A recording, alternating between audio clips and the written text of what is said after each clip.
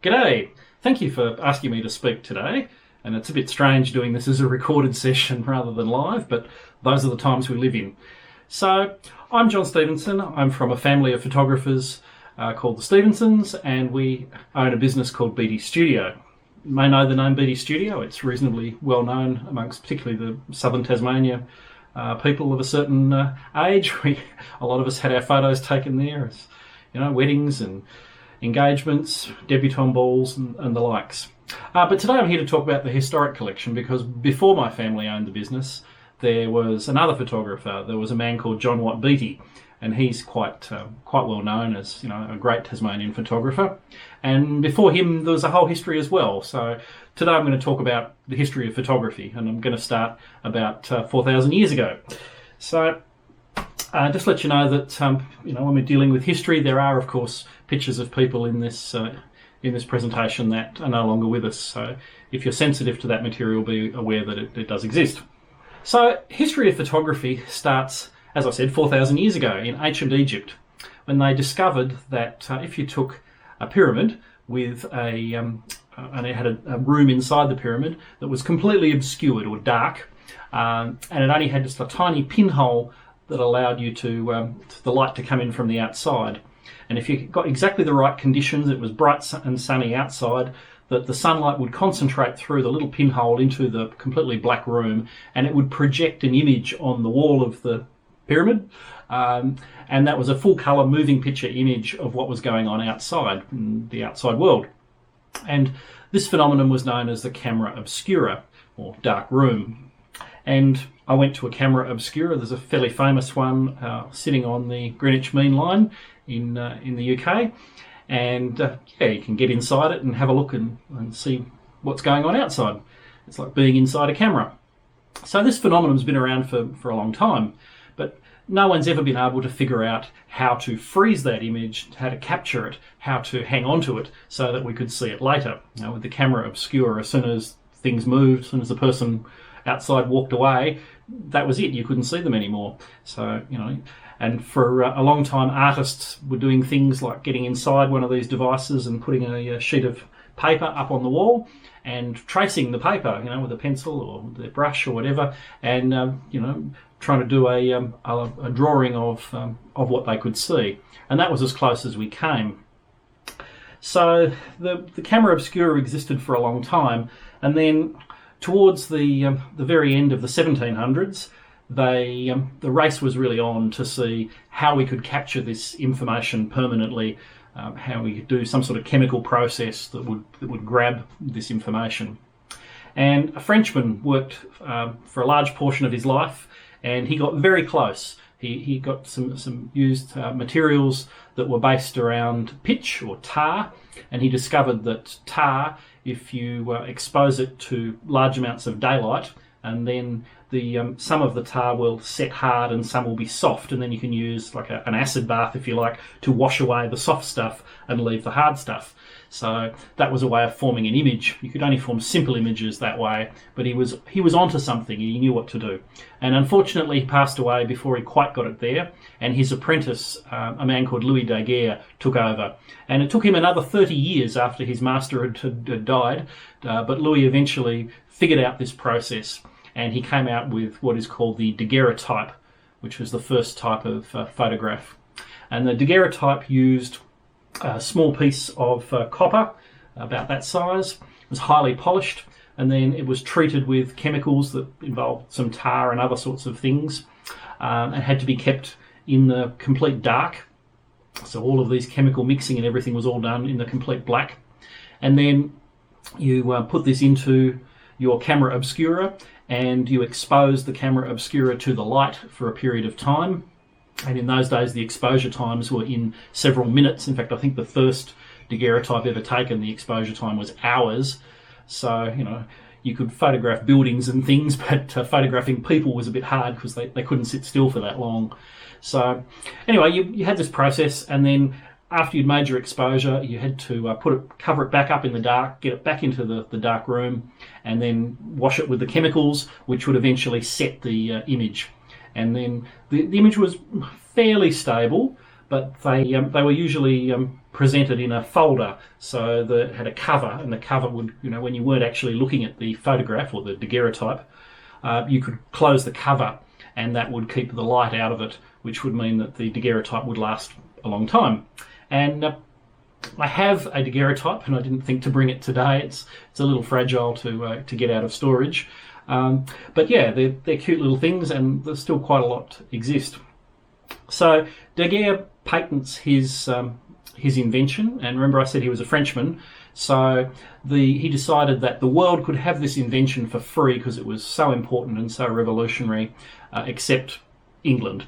The English, who the French had some sort of dispute with. I think Napoleon's name came up somewhere. Anyway, they were a bit dark on the English, so they said the English would have to pay for the rights to use this, and they must have paid, because the rights were given to obtained by England, and they were sent out to Tasmania in the 1830s, and one of the governors received the scientific instructions on how to do this, and soon after we got photography in Tasmania. And this next slide is an 1830s daguerreotype, and it's a very precious thing. This is the original is in the National Library of Australia in Canberra, and it's carefully stored in the right sort of conditions to preserve it. So it's in a certain type of light that won't degrade it. And this is, I believe, the oldest surviving photograph ever taken in Tasmania. It's obviously some Tasmanian Aboriginal people, and and it was taken in the late 1830s, and it's survived up until today, which is just absolutely amazing. So the first resident photographer in Tasmania, so that daguerreotype was taken by a visiting travelling photographer, but the first one to actually live here was a gentleman called Thomas Brown in about 1840, and then we get, as you can see from this slide, a bunch of photographers that came along. So Thomas Bock, he's remembered for his pictures of the native Tasmanians. He was passed by his stepson Alfred Bock. Alfred Bock was a painter, an artist, and he used to paint the colours onto the daguerreotype, because the daguerreotype was a black and white process. Alfred Bock used to paint colours onto his daguerreotype, so you actually got coloured images like the one you just saw. And he was a little heavy-handed with his paint, apparently, so he was known for over-colouring his images, but still fondly remembered. Then you get to more famous Tasmanians like Thomas Nevin, who took photographs of prisoners, and they've survived till today. Charles Woolley, who took images of Port Arthur. Charles Woolley also took the photos of the so-called last Tasmanians, the generation of Tasmanian Aboriginals that included people like Truganini and William Lanny and so on. So those pictures are all by Charles Woolley. Then we get three generations of Spurling: Stephen Spurling the first, second and third, and H.H. Bailey, Samuel Clifford, and then along comes the Amundsen brothers. And there were three Amundsen brothers, Henry, Richard and Joshua, and they set up a photographic studio in what's now Elizabeth Mall in Elizabeth Street. It was then called Wellington Bridge, and in fact if you go to the spot outside the National Australia Bank on the edge of the Elizabeth Mall in Hobart, there is still Wellington Bridge is underneath the mall. It's buried under the road, but there's a little peephole and you can look over the edge and see the actual remnants of the bridge. And so that was the address for the Amundsen brothers. The Amundsen brothers are a bit notorious because we didn't have copyright laws in Australia like we do today. So copying someone else's image, someone else's photograph, was not against the law. There was no law against it. So one of the Amundsen brothers got himself into a bit of trouble because he appropriated an image from H.H. Bailey, and Bailey decided to do something about it. So he discovered that you could in fact sue for this, because the brother had obviously taken the image on paper, because photographs were printed on paper by this stage. So so he was actually the Amundsen brother was actually convicted of theft of a sheet of paper. which is the 1870s version of copyright theft today. And the Amundsen brothers are quite well known because they'd inherited some of the photographs of these other photographers that I've named, and as well they photographed many things in Tasmania themselves. So they had quite a collection of things. But towards the end of their career, one of the brothers had passed away by this stage, and they were looking for someone to come in and follow them in the business. And they approached a young, freshly arrived Scottish gentleman called John Watt Beatty. And Beattie's story is fascinating in itself, and I'll tell you a bit about that in a moment. So John Watt Beatty was born in Aberdeen in Scotland, and he was one of 8 children. His mother had passed away at a fairly early age. I believe she was about 33 when she lost her life. So after having 8 children, that's may have been fairly common of the day, unfortunately. Anyway, Beattie's father's an interesting character, Mr. Biggie Senior. His name was also John. He was an elder in the West Free Church of Scotland, and from what I can gather, the church in Scotland was divided into 2 main factions. There was an East Free Church and a West Free Church, and I don't think the 2 factions really were very friendly with each other. They didn't really get on. Anyway, so Beattie Senior was an elder in this church and quite involved, and the church features really heavily in his life. He's a very devoted man. And then something terrible happened, something shocking and absolutely disgraceful in Beattie's eyes. A new young minister was appointed to run his church, or to give the speeches at the sermons at his church. And this young minister wanted to do a radical new thing, something that Beattie found absolutely repulsive to his core. He felt it was sacrilegious, he felt it was shocking, he felt it was unacceptable, and he just didn't like it. And this terrible thing that this young minister wanted to do was to play music in church service. And this deeply offended Beattie. So when he lost the battle to try and stop this, and it was going to go ahead, Beattie withdrew from the church and said he would have nothing to do with the church ever again. He didn't like that. It really upset him. By this stage, Beattie Senior was also getting on in years, and I think it's mentioned in the writings that his eyesight was starting to be affected, and I suspect he may have had some effects on his mental capacity, or maybe he was starting to get Alzheimer's or one of these terrible diseases, because his decision making didn't seem to be very clear at this time. And one night, young John Watt Beatty was sitting on his father's knee, or sitting next to his father probably by this stage, and reading to his father. And he was reading from a book about sheep farming in this faraway place called Australia. And Beattie Senior really enjoyed this particular article that John was reading him, and he said, "That's it, we must take the family to Australia and become sheep farmers, and that's how we can get far enough away from this terrible church music." So he sent young John, who was about 19 or 20, I believe, at the time. He sent him out to Australia to investigate how they would get a sheep property and how they would set up.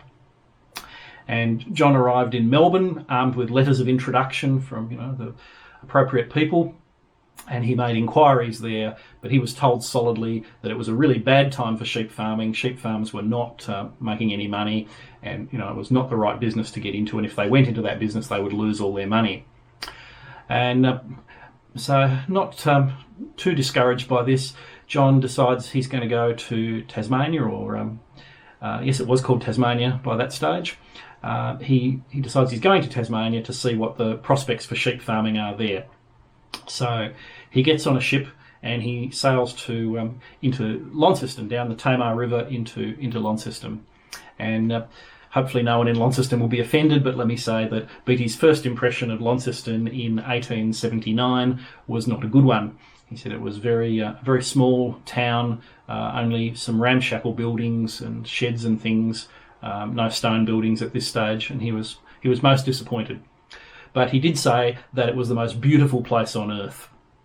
And he quoted a poet I can't remember the poet's name, but he quoted a poet and he said that surely God was capable of making a more beautiful place, but surely he never did. So that'll give you an idea of how impressed Beatty was with Tasmania, and in particular the north of Tasmania at that time.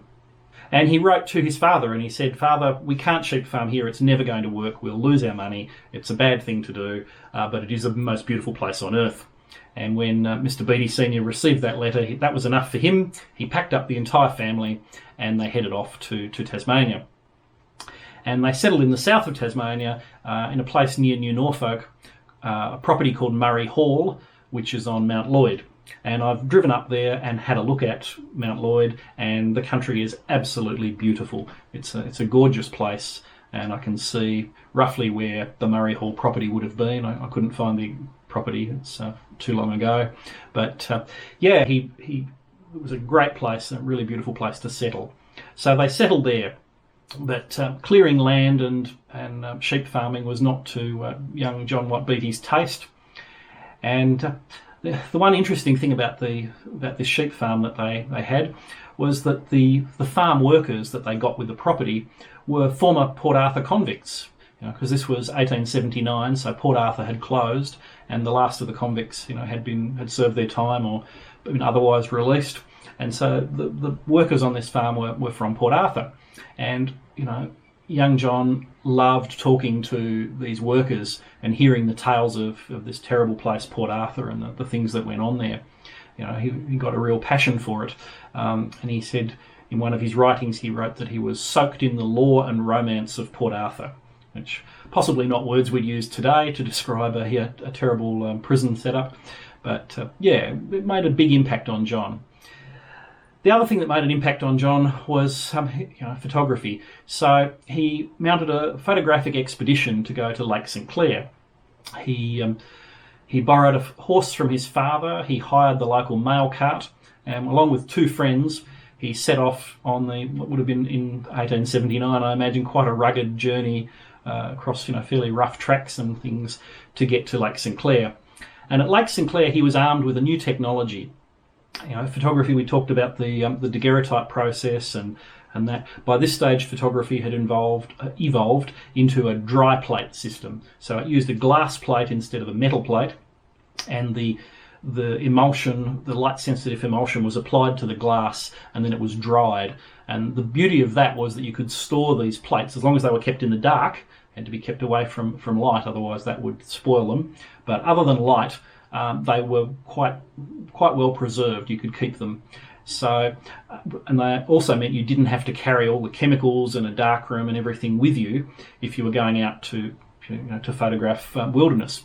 And that really revolutionised photography. And John was allegedly the first person to take this Dryplate technology to Lake Sinclair, and he made a photograph of Lake Sinclair. And one of the gentlemen that he went with was so impressed with John's skills and this amazing photograph that John took, that he offered to put up £200 to start John in business as a professional photographer. And for reasons we don't know, John said no.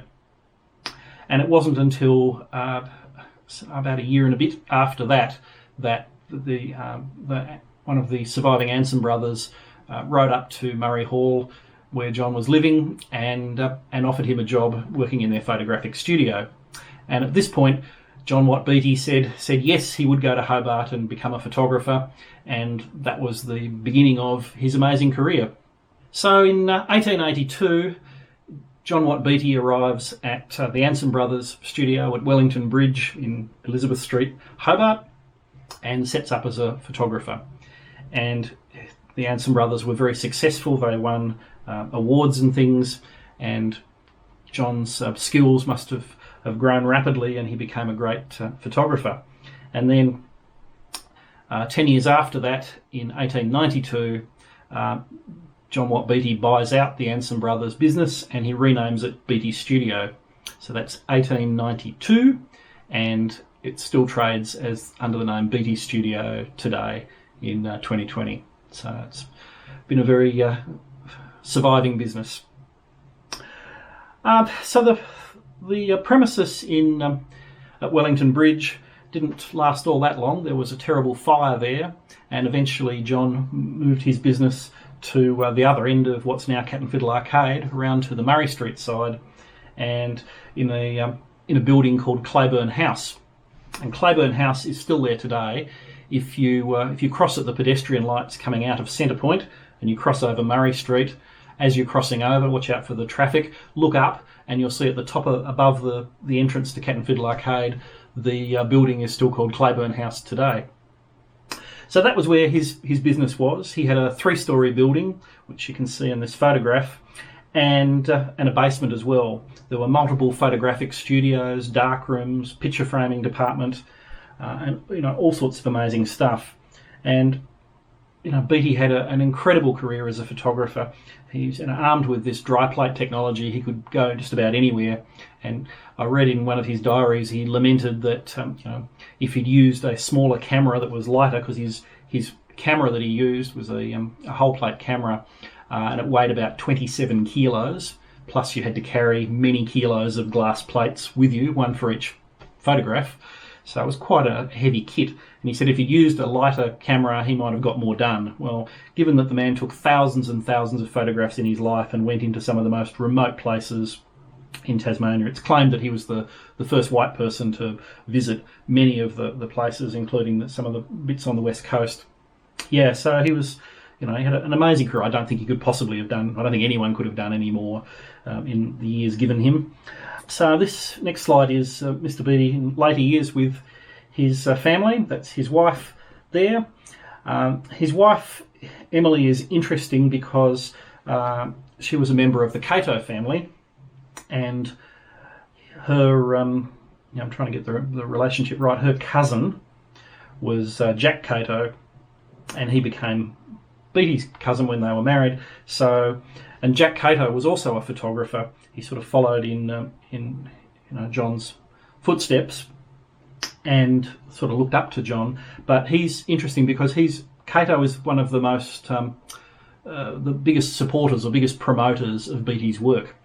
So the books that are written about Beatty are written by Cato, and that's good and bad. It was great that Cato wrote about Beatty, and it was great that he promoted him and made him, quite a famous photographer. I mean, a lot of Beatty's work was shown in England and very popular there. Many of the lantern slides and other products, postcards, stamps and things that Beatty produced were, sold better in England than they did in Australia.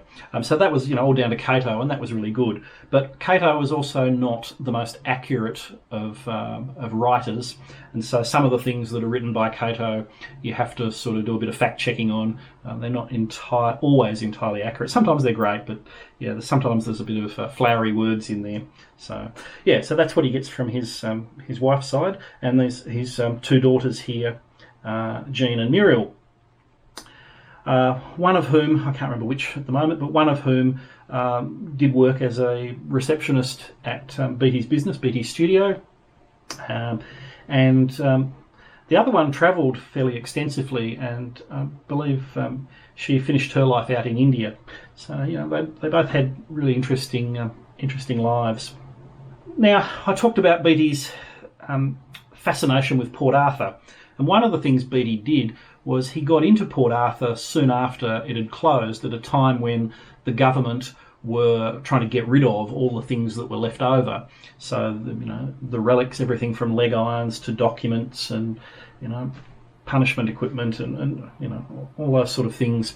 And Beatty bought up as much of that as he could get his hands on, and he formed a museum. And you can see on this slide, this is a rough overview of the Beatty Port Arthur Museum. It was a massive affair. He had all these things. Now, in this photograph, on the top left-hand corner, right on the left-hand edge, you can just see a thing that looks a bit like a phone box there, with a little hole in the middle, right on the very edge of the photograph. That is a ducking box. It's a punishment box, allegedly used on the ships. There's some conjecture now as to how they were used, and if they were used on the ships, and if they were actually ducked over the side of the ships. I don't want to get into that discussion because I don't know the facts. But that particular ducking box, which was one of the things that Beatty had purchased and was in his museum, that exact item is now at the Tasmanian Museum and Art Gallery in the Bond Store building, in the section there. The last time I was there, it was on the ground floor, right around to the left as you go in the door. So, it's just amazing that this object that's there, I can trace its, where it ended up a long time after. Yeah, so Beatty had this amazing museum. It was a fascinating affair, and people used to come from all over to see his museum. In many ways, he reminds me of David Walsh and Mona. It's a very sort of thing, because Beatty's museum was also controversial. There were a lot of people that thought, these important historical artefacts shouldn't be in a private hands, in a private museum, that they should be available publicly. But what they missed was that the government was getting rid of them. They were selling them off and getting rid of them because the government wanted to cover up Port Arthur. They were ashamed of our convict past. That was also referred to as the hated stain of convictism upon your family, if you had a convict in your ancestry. So, it was that sort of time. And the government also wanted to destroy all of the records that were left over. They wanted to burn the records, literally. And Beatty spoke to Parliament on this matter. And Beatty said, you can't do this. That would be a crime. You can't, cover up this thing. It's really important. And other people spoke on it as well. And there was, enough movement that eventually the government decided not to burn that. And that's why we have the convict records today, because they were preserved. Here's another shot of Beatty's museum. And you can see, all the postcards there that he had for sale, plus all the pictures and things on the wall, and a couple of gentlemen there admiring the exhibits. This next one is a Beatty lantern slide, and these were the forerunner to the 35mm slides that you might be familiar with, that were quite popular in the 1970s. A lot of people took slides because you could have a slideshow, but also the colour and that was better on them than you were getting from colour photographs. In Beatty's day, they were not colour; they were black and white, or potentially sepia toned, or maybe hand coloured, but the photographic process was only black and white. But yeah, they're much bigger than the current slides, so they're I think about yay big, and made of glass. And there's a lot of those out there, and they're fascinating. As I said, Beatty was quite prolific on the West Coast. He loved the West Coast, and initially he had the photographing of the West Coast to himself. There weren't other photographers doing that. And he photographed all sorts of amazing places. He also got contracts for the mining companies there to photograph their operations and things. And he spoke to Parliament as an expert witness. I said about the Port Arthur things, but he also spoke about other matters to do with the West Coast. The placement of roads and railways, and he talked about the Kingbilly pine industry. He gave expert testimony to Parliament, and he mentioned at one point that that the timber resource was quite scarce and it should be preserved. So he was an early conservationist. This slide is a photograph of Mr. Beatty with his trusty horse and all his heavy wooden camera gear and glass plates loaded on the horse. So you can see the types of stuff that he did. He was a great adventure photographer. He reminds me of the more modern adventure photographers or wilderness photographers like Trahanis and Dombrowski. So yeah, he was out there. In 1900, he was granted the honour of being announced the official photographer for the state of Tasmania. So he was given a front row seat to all the major events that happened and invited to photograph them. Now this slide is a really interesting moment in history. So you may be aware of, in the Tasmanian Museum and Art Gallery, there's a wax cylinder recording of Tasmanian Aboriginal woman Fanny Cochran Smith, and she's talking and singing in her language, and it's some of the clues that we have to the language and that was used. This picture is that very recording session. This is the day that wax cylinder was made, and in fact if you look on the wax cylinder recorder there, you will see the exact wax cylinder that she made. So there's another, it's almost like a time travel moment. You can see what happened there. Yeah, so that's Fanny Cochran Smith in the front, obviously. This is her nephew Gussie on the floor, and if we go around to the back, the top left-hand corner here, the gentleman on the left looking down, that is Mr. John Watt Beatty himself. So there he is at one of those great moments in history.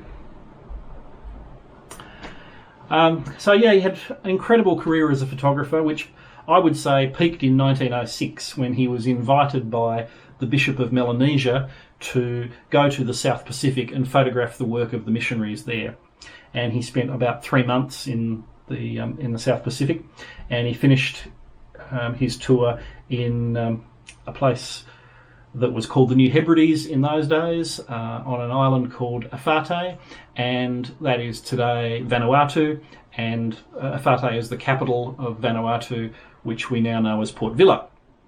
Port Vila is actually the town, which is the capital city of the group of islands known as Vanuatu.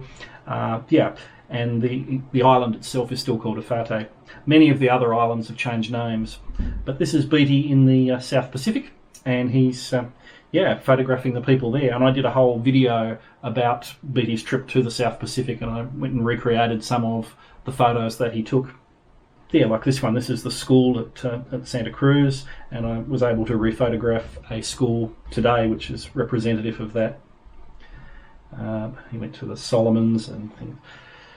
One of the other great events in Beatty's career was when the first man Roald Amundsen got to the South Pole. Amundsen took photographs of the South Pole, and he sailed into Hobart town as quickly as he could to get his precious photographs developed. And there was only one man that he would trust to develop his glass plates, and that was John Watt Beatty. So Beatty developed the images of the first expedition to the South Pole. And this slide is Amundsen in the middle and his team around him. So there's a shot of the museum and some of the photographs and things that are in it. And then, so Beatty passed away in 1930. That's quite a tragic tale in itself. He was working. He finished up work for the day. He walked up to the Cato House actually in South Hobart. So that was quite a hike. And then from there he was to go down into Sandy Bay to catch up with his wife because they were having dinner at a friend's house. So Beatty walked down Linton Avenue and into Sandy Bay. He arrived at the friend's house. He sat down in a chair and passed out and died of a heart attack. And that was in 1930.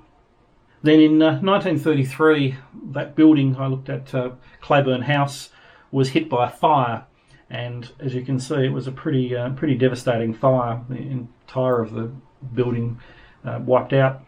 And the history books, and particularly history written by Jack Cato, will tell you that all of Beatty's collection was destroyed and nothing was remained, nothing was left. And I've got 10,000 photographs that exist today that were taken well before the 1933 fire. Some date back to almost as far as 1840.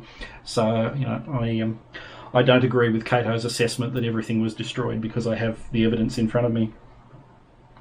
And then in 1934, my grandfather, who had been working for Mr. Beatty since about 1928, Pop was a photographer in Launceston working for Van Dyke's studio, and Mr. Beatty lured him to Hobart to take over effectively from Mr. Beatty as he was getting on in years and looking to retire.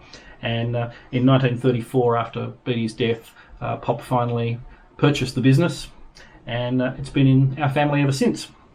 The main bulk of the physical collection, the relics and Port Arthur memorabilia and things, Beatty sold to the Queen Victoria Museum in Launceston, and that's how they've now been shared with the Tasmanian Museum. So that's where that stuff ended up. But we do have a few of those sort of things left. We have photographic equipment, tons and tons of photographic equipment, and there's books and all sorts of other things that form the collection. So this is your typical wooden camera. This was a wooden studio camera of the day. They're a great piece of furniture and a lovely piece of woodwork, as well as a functional camera. And one of the things that Beatty Studio has done over the years is we've merged the older technology with the newer. So this is a copy stand. The copy stand dates back to pre-1900. Beautiful cast iron workmanship there. And that's a 1970s camera, an RB67, quite a famous professional camera of the day, mounted on that. So that's quite typical of Beatty Studio. And this is my version of Beatty Studio today. This is where I do the digitising work. And the digitising came to me because in 2013 my dad passed away, and my brother came to me and said, look, we've got this massive collection of photographs and things. I think we should put these on the internet. And at the time I'd been working in IT, I had totally shunned photography as a career. And there's a whole story in there. So back in 1979, I was working during the summer. I was working at Beattie's doing the Santa photos. So you might remember they used to have a Santa in Cat and Fiddle Arcade, and the children sat on Santa's knee and had their photo taken. Well, those photos came back to the darkroom, and I used to develop them and print them in the darkroom. So they were all printed, and that was all going quite fun. I quite enjoyed darkroom work. It was quite fun working with the chemicals and the materials, the papers and things. And that was all going swimmingly until Santa had an accident with a bottle of whiskey and had to be sacked by my father, who was disgusted. Not behaviour becoming of a Santa. And then all of a sudden they needed a Santa, and guess who got the job? So if you have your Santa photos from 1979 from Cat and Fiddle, and there's a particularly sour-faced but young-looking Santa hiding under the Santa suit, I'm sorry. So that put me off photography really for almost the rest of my life. I had nothing to do with it, and then, as I said, 2013, Bill says to me, "Look, these need to be digitised." And I was working in IT, so I looked at it as an IT project and said, put some negatives through a scanner, piece of cake, love to do that." And that was 2013, so that's 7 years ago, and I'm still going. I haven't finished yet. It's a massive project and nothing like I imagined, but really rewarding and really worthwhile. So this is where I do that work. And then once the photos are digitised, they go on this website, beattiestudio.com, and anyone can go on there for free. They can browse all of the photos, and they can see, there's even a search. So where I've catalogued the photograph, about where it is, you can type in things like Elizabeth Street, and it will show you the photos of Elizabeth Street. It's an IT project, so it's a work in progress always, but it does work, and it's a great way to see the photos. So after Beattie's death, there were, apart from Stevenson's, there were many other photographers that contributed to the Beattie Studio collection as it is today. So obviously Jack Cato, there was Frank Kane, then my grandfather Arch Stevenson, and my father Alberto, or Bill as he was known, Stevenson. And Dad was probably the one who took your photo. If you came to Beattie's, Dad was the portrait photographer. My grandfather Pop seemed to be more, he was taken by the work that Beattie had done in the landscape arena, and although he started his career as a portrait photographer, he very quickly switched to landscape photography. So Pop went around and often recreated a lot of the Beattie photos. He was doing rephotography decades before anyone came up with that expression, doing the then and now type photos. So Dad took the portrait photography, and Dad adopted a Rembrandt style of lighting, and he made some absolutely beautiful portraits of many Tasmanians. Some great work that Dad did. He won awards for it, of course. Great photographer. And then in the wedding sphere, there was photographers like John Trowbridge, Dennis Leopard, and my brother William. And William was also known as Bill, so there was Old Bill and Young Bill, which both of them hated those terms. Yeah, but Bill got press ganged into working for the studio, and he made a great career out of it. And he did everything in there from picture framing through passports and things, and he was well known for his wedding photography. So he photographed many weddings. Yeah, so that was Beattie's. So what's left today is we have thousands of these negatives of these photographs from as I say, that date.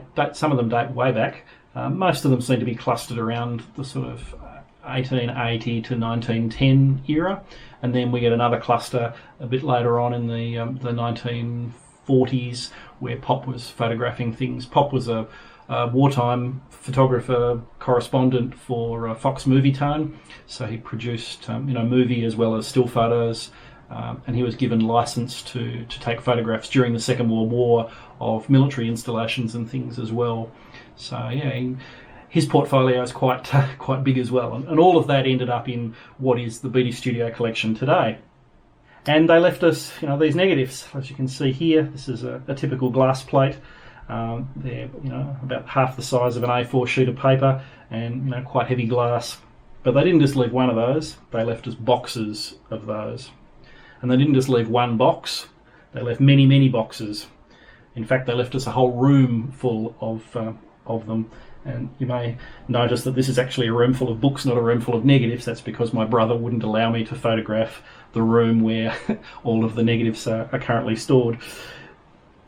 So we have negatives, we have photos, we have cameras, we have historical documents as well, because Beatty had purchased things like tickets of leave and convict pardons and the likes. So there's some of those are left in the collection. The one thing I discovered when I was digitising these photographs is the amount of quality that was recorded.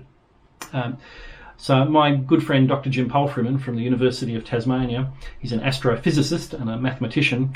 He examined one of these historic glass plate negatives under a microscope, very powerful microscope, and he actually measured the grains of crystals, the crystals of silver that make up the dots in the image, and he calculated that there's as much information in one of these glass plates as in an 80 megapixel photo today. So it's 80 megapixels of information. That's an enormous amount. Your average digital camera today is about 12 megapixels, and these glass plates captured 80 megapixels. So I'll give you a mathematical idea of how good they are. And if you look at this photo, I don't know who this young lady is, no idea whatsoever, snigger. But if you look, you'll see look at the orb on the end of Miss Tasmania's baton there. And in the next slide, this is a close-up of that orb, and you can see it's almost like a 360 photograph, the reflection of the entire studio.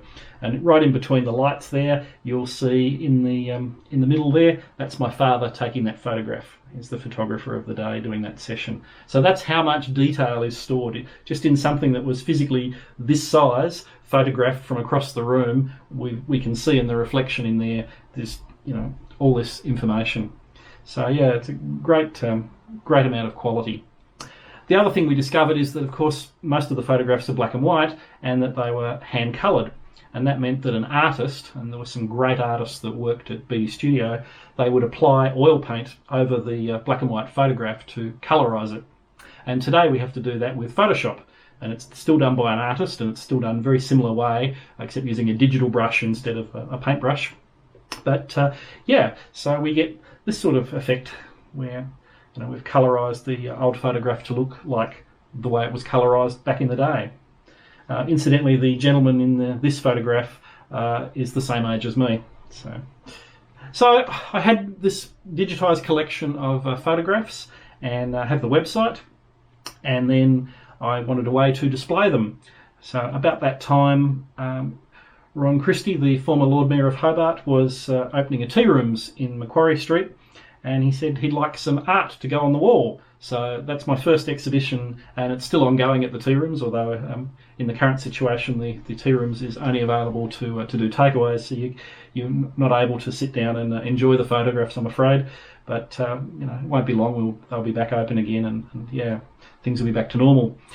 So yeah, I have about 20 photographs on display at the tea rooms. And then the other thing I decided was that, so you saw the negatives in bags. I have these thousands of photographs, but there's very little information there. That, if there was ever a catalogue that told you when they were taken and where and why and how, it never made it through time to me. So it was lost into history. So I've had to examine every photograph and find out where it was taken and all about it. And what I'm doing is I love documentary films. I absolutely adore documentary films. My wife will tell you I spend way too much time watching the television. So I decided I'm going to make my own documentary films, one about each photograph. So I've got a little studio set up at. And today we're in my house because I can't go to the Beatty studio as it exists today because it's at my mother's house, and she's obviously in the at-risk group and not allowed too many visitors. So I can't use that studio, so we're here today. But I've been in there making these videos, and the videos are all available under the name Forgotten Tasmania. It seems unfortunately a few people have forgotten the Beattie's name, so I thought I'd get something that was a little more recognisable. So they're under the name Forgotten Tasmania. They're on YouTube, and they're all completely free to watch.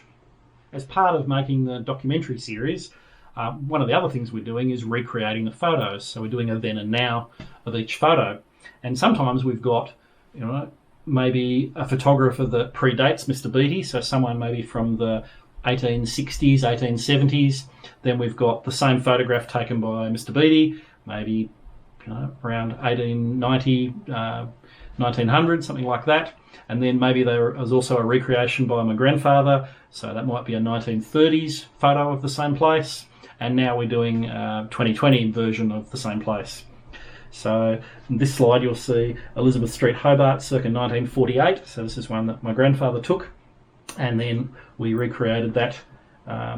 This was done last year actually, today. So there's your then and now view of the photograph.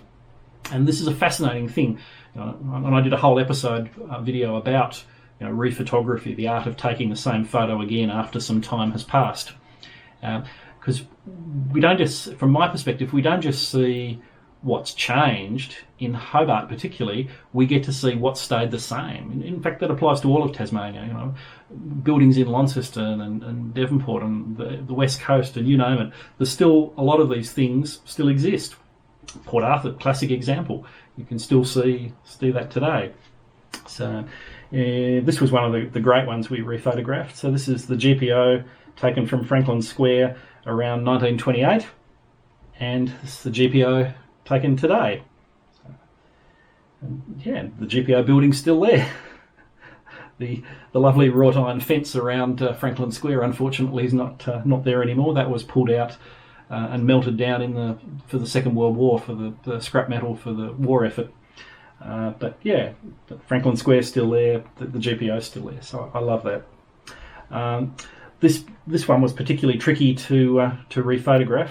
So this is the GPO and the town hall in the background, taken from, I thought, the CML building, the Colonial Mutual Life building on the corner. And this one's dated about 1930, although it must be a little later than that because the Colonial Mutual Life building wasn't actually finished until 1936. So this one must be 1936, 1937, something like that. Anyway, we got up on the roof of the CML building and tried to line this one up, and discovered that you actually needed to be on the building next door, which is today the ANZ Centre at 22 Elizabeth Street. And unfortunately the original building was pulled down. They left the facade, but the original building behind was all pulled down, so you can't get to the exact same spot because the building heights are different. But we did get out there and get a recreation and get something very close to it. So that's what we're doing with the collection. That's what I'm doing with the collection. I'm rephotographing things, researching all the photos, trying to find out the history. And I'd love to hear from you. Lots of people, have great memories of some of these photos and some of the things that are depicted in them. So, get in touch. Let us know what you like and any stories you have about it. I've had some terrific stories come out. We had a lady come into the tea rooms, and they have a giant 2 metre square mural up there, which is a photo of what's now Elizabeth Mall, taken from outside the AMP building looking up Elizabeth Street.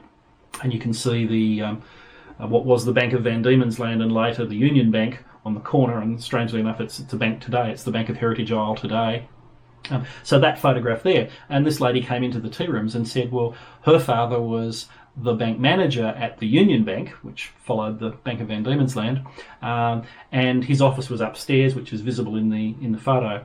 And she told us the story of how his office was heated with a wood fire, and the wood was delivered by horse and cart, and they had a trapdoor in the street, and they dropped the wood down the trapdoor into the basement where it was stored. And then there was a pulley-operated lift that took the wood up to the first floor into his office to be used in his fire. So there's some great stories. I want to hear more of those stories. So please, don't be strangers. Get in touch.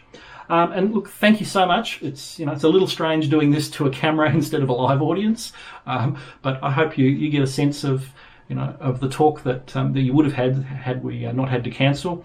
And and I promise, once we can get out and meet again in public and it's safe to do that, I've put my hand up already. I've said to these organisations that I'm happy to do those talks sometime in the future. So I look forward to seeing you in person then. In the meantime, stay safe and keep in touch. Thanks very much for being here. Cheers.